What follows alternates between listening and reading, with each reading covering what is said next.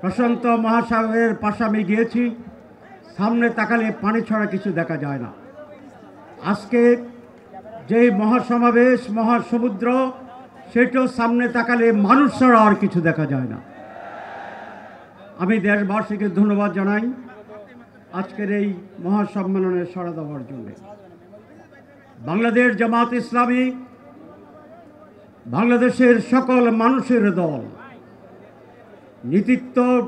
নীতিক যে ক্ষুদ্র গোষ্ঠী আছে সেখান থেকে শুরু করে সকল ধর্ম, বর্ণ, নারী, পুরুষ, দরিদ্র, ধনিক, সাদা, কালো সকল মানুষের দলের নাম হচ্ছে বাংলাদেশ জামাত ইসলামী। মোহতারাম আমি বিস্তারিতভাবে বলবেন। আর একটি কথা পরিষ্কার বলতে চাই, জামাত ইসলামী কোনো সন্ত্রাসবাদকে পছন্দ করে না। ইসলামে জঙ্গিবাদের কোনো স্থান নেই।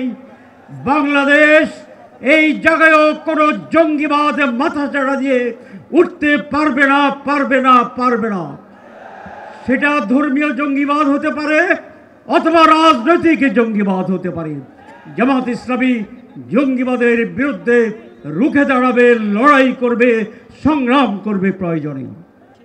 আওয়ামী লীগ কী করছে বলতে চাই না, তারা গন কেস। তাদের এই দেশে আর কোনো ঢুকার সম্ভাবনা নেই, তারা একেবারে অপ্রাসঙ্গিক। যেটা আজকে বলতে চাই যে এই লড়াই সংগ্রামের মূল লক্ষ্য হচ্ছে নতুন বাংলাদেশ। 54 বছরের শাসনের যে বাংলাদেশ ছিল, 5 আগস্ট ছিল, সেই বাংলাদেশের যে পরিচালনা নেতৃত্ব, যে প্যাটার্ন, তার বিরুদ্ধেই চূড়ান্ত প্রত্যাখ্যানের বিপ্লব।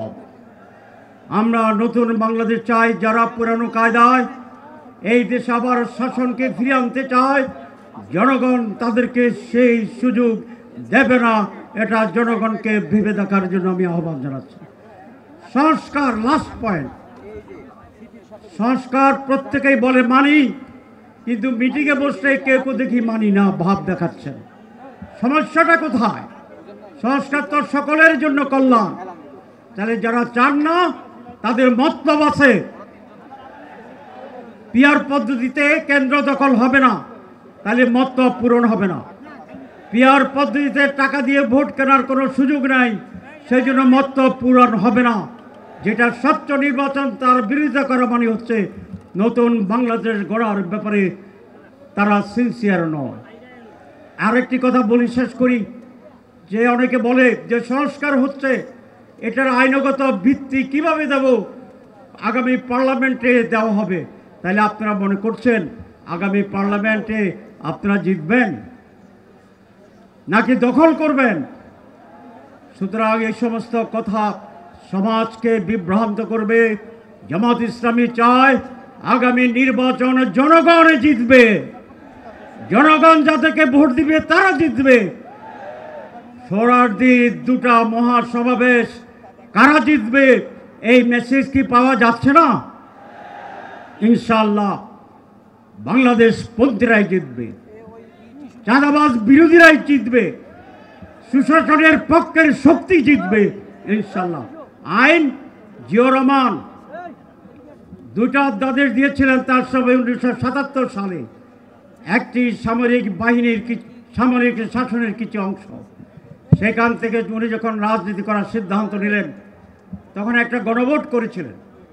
তারপরে যখন আবার পার্লামেন্ট ইলেকশন করার সিদ্ধান্ত নিয়েছিলেন 77 সালে, অধ্যাদেশের মাধ্যমে সেইটাকে জায়েজ করে ইলেকশন করে পরবর্তী নির্বাচনে রেটিফাই করা হয়েছিল। এই জন্য এই জুলাই সনদ যেটা হবে সেইটি একটি অধ্যাদেশের মাধ্যমে লিগ্যাল ফ্রেম দিয়ে যারা জিতবেন তারা পার্লামেন্টে এটাকে রেটিফাই করবেন। এটা হচ্ছে আইনগত সিদ্ধান্ত এবং ভিত্তি। এর ব্যর্থ হলে এইটি বাংলার জনগণ মানবে না। ধন্যবাদ।